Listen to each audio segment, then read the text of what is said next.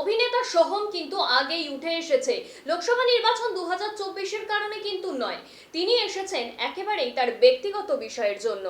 তিনি নিউ টাউনের এক রেস্তোরাঁয় নিজের ছবির শুটিং চলাকালীন রেস্তোরাঁর মালিকের সঙ্গে বচসায় জড়ান। সেখানে পার্কিং এর বিষয় নিয়ে তিনি সেই মালিকের সঙ্গে বচসায় জড়ালে হাতাহাতিতেও জড়িয়ে পড়েন।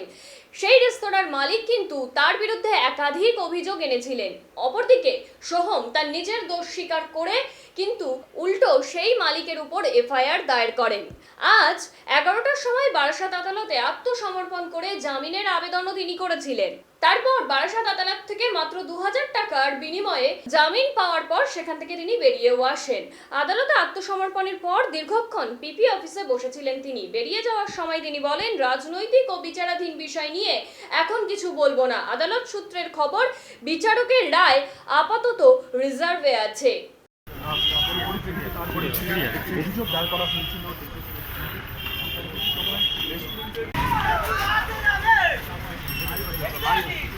এই মুহূর্তে দেখা যাচ্ছে অভিনেতা বিধায়ক সোহম চক্রবর্তী তিনি কিন্তু ঢুকছেন বারাসাত কোর্টে এবং যেটা জানা যাচ্ছে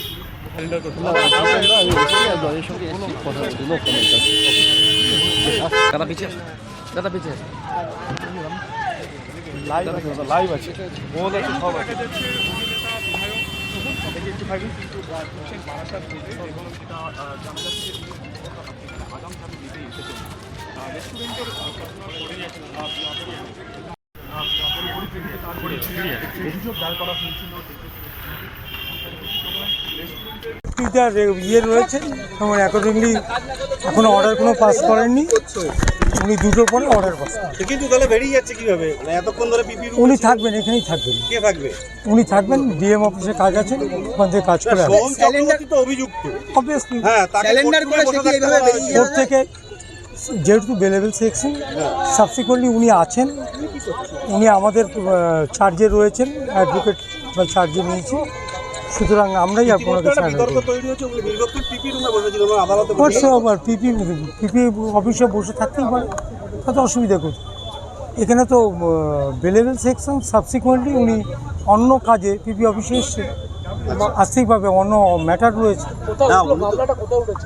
সিজিএম স্যার, ঠিক আছে, কিন্তু মানে অর্ডার পাস হওয়ার আগেই উনি কোর্ট চত্বর থেকে বেরিয়ে গেলেন। না আমরা চার্জে নিয়েছি। চার্জে নিয়েছি বলতে যে কোনো আসামি সারেন্ডার করে with the permission of the court আমরা চার্জে নিতে পারি। আর অর্ডার বেলেবেল সেকশন অর্ডারটা কি আছে এখন? অর্ডারটা রিজার্ভ আছে, দুটো পরে দেবেন। অভিযোগ উঠছে যে পিপি অফিসে বসতেই পারে, অন্য তার কাজ থাকতে পারে, স্টেট গভর্নমেন্টের সঙ্গে অন্য কাজ থাকতেই পারে, এবং আমরা চার্জে নিয়েছি। যে কোনো আসামি ইয়ে হলে পরে যদি কোর্ট আমাদের কোর্টের কাছে আমরা অনুমতি বেয়ার করি,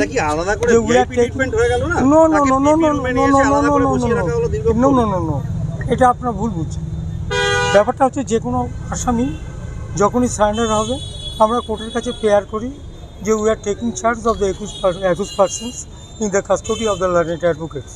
কোর্ট যদি অনুমতি দেয় আমাদের কাছে থাকে, এবং উনি সেইটি চার্জে আছেন, এবং সাবসিকুয়েন্টলি উনি পিপি অফিসে স্টেট গভর্নমেন্টের অনেক কাজ থাকতে পারে, তাই থেকেছেন, তাতে কোনো অসুবিধা নেই। Thank you. ম্যাটার আছে, আমি কোনো কমেন্ট করতে পারবো না।